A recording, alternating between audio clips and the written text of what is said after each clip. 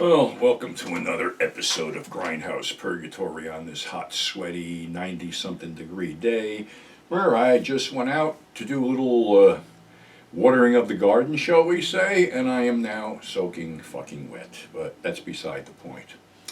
Now I'm going to take you back to the glory days of 1982. And this was the advent of all the slasher stuff going on, but there was one film made in 1982 that basically gave you 4 slashers for the price of 1. And that film was Alone in the Dark. All of it was shot somewhere in New Jersey, Newark, Ridgewood. I believe the bar they used was, I could be wrong on this, the hole in the wall in Rochelle Park.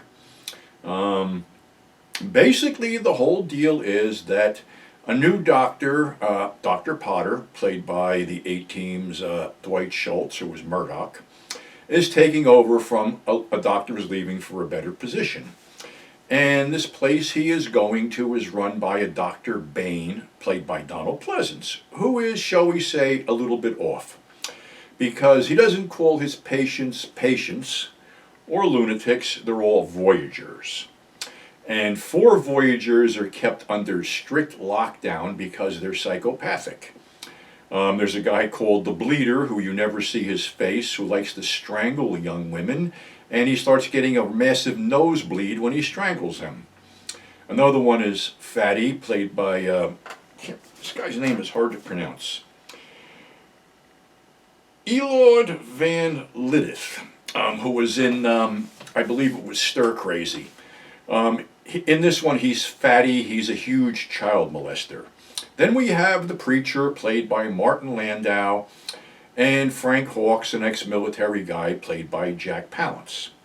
Now, for some reason, they get it into their heads that Dr. Potter killed the previous doctor who they loved. So they are planning some kind of breakout. Well, they keep saying, because Hawks is the leader, he keeps saying something about it can't happen here, it has to happen on the outside. So in the interim, Dr. Potter's sister comes to visit, who is a little bit of a punk rocker, and they all go out to see this band called the Sick Fucks, which is actually played by the Sick Fucks, a punk band that was out of New York. And the only reason I know this is because a friend of mine was their roadie. So they go to this club, which, like I said, I still think it's the hole in the wall in Rochelle Park, where the Sick Fucks are playing their big hit single, Chop Up Your Mother. It goes, chop, chop, chop up your mother. Looks like a great stage act, and I'd love to get the single, but I don't see it for sale anywhere. So anyway, while they're there, there's power shortage, which they think is just relative to that place, but it is a town-wide or statewide power outage, which leads the 4 gentlemen in the confined area to be able to escape because the electric doors don't work, and Fatty kills the orderly by picking him up over his head and smashing him over his knees. Also, he does pick up this one chick with his one hand around her throat and strangles her. And these 2 things weren't done by any kind of effect, because it seems that this guy was one hell of a weightlifter and didn't need any, extra help to do this shit with. So now they're out. The Bleeder character, who you don't see his face, has a hockey mask on, which is sort of like a segue to what Jason Voorhees is going to use. And he kills a van driver and runs away, but the other guys basically get into the van and take off. And the preacher likes a hat that a messenger is driving, so he basically runs the guy over to get his hat.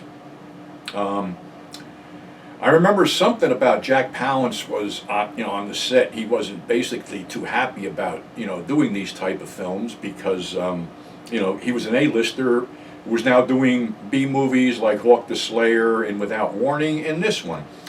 And he sort of had some kind of episode on the set, I don't know why I'm doing this shit and stuff like that. And then the same interviewer asked Martin Landau the same question, and Martin Landau just said, have you seen everything I've been doing lately? Because he was also doing B-roll stuff, Without Warning and some other stuff.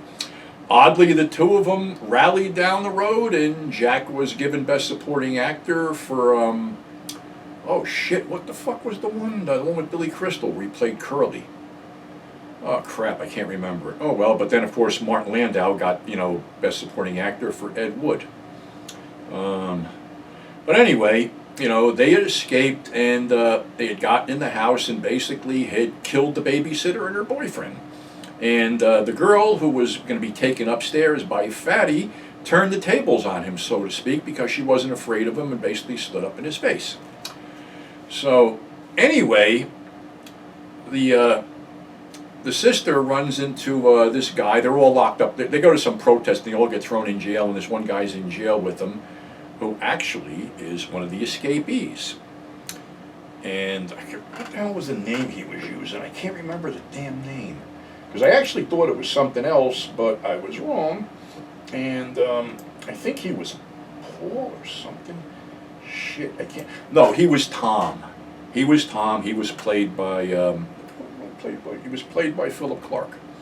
So anyway, there's a big cat and mouse game because a detective was put there to make sure nothing happens to the family, and Dr. Bain shows up and is confronted by Preacher, who basically slices him with a knife, and Bain gets back in the car, and it isn't on camera, but it looks like Bain is killed by the Preacher. So also the detective goes out to see something and gets shot with an arrow and pinned to the tree because what I left out was basically when there's a blackout, you loot the local stores, right? That's what all us white folk do. We go out and we loot the local stores. So that's how these guys got a change of clothes, and Frank got a crossbow. Also a .45 automatic. So there's a lot of carnage in the house, and it winds up that basically Paul kills Fatty as Fatty tries to get in. The Preacher is killed by Dr. Potter, and all of a sudden this guy is choking out the girl, and it's the bleeder, and he gets a knife to the abdomen. So it's all a pretty bloody affair until Frank shows up and says not only the crazy people can kill or something like that, and he doesn't do anything, he just leaves. And it sort of ends at the same nightclub, and the same band is playing, and he basically, they let him in, but he has to pay a cover, and he does the thing with what they did with the band by backing up and killing somebody. So he backs up and knocks out the bouncer cashier and takes the money and lets everybody else in. And then he's standing in front of the band, and this girl's coming on to him, calling him Vic. Remember the other night, Vic? And he's got the .45 like under her chin, and she's laughing. And I just saw the restored version, and I could have swore when it went to black you heard a gunshot, but in this one you don't really hear anything. It just fades away with the music and the credits roll. Looks like Tom Savini showed up for about 5 minutes to make some kind of apparition out of Rice Krispies and soap and stick it in the window. Funny thing, if I am correct with that bar, the hole in the wall was busted because people were dealing coke out of it, and I've heard rumors that there was some coke liberally floating around on this set. But yeah, it's a pretty cool little movie. And people who know me know I'm not really not crazy about slasher movies because there's way too many of them and most of them suck. But this one, was a little bit different, a little bit cool, and a little bit crazy, and had some, decent actors for a change in it. So it just, I don't know if it just came out on a Blu-ray from Shout Factory, because I just bought it off a friend of mine just to review it, and transfer's great, it looks good, you can see a lot of stuff, so it's pretty good. And like I say, here's Jack Palance and Martin Landau, two former A-listers who wound up in B stuff, and then, City Slickers, that's the name of the damn movie that Jack Palance was in, City Slickers with Billy Crystal. Yeah, that was it. So pretty much that, they became, back into the A-list and got some demands. Unfortunately, neither one of them are with us anymore, as is Donald Pleasance. They're all gone now, but like I say, I've been saying before, these guys' work lives on through their films, which hopefully will never be forgotten. And Alone in the Dark is a lot of fun watch, so definitely check it out. And I'd like to thank you for subscribing, thank you for tuning in, thanks for telling your friends. There's a lot of stuff in the works from me, which will become apparent down the road as we put things together, because magazine's shaping up, books shaping up, everything's shaping up cool. So until next time, stay safe, and we'll catch you on the flip side.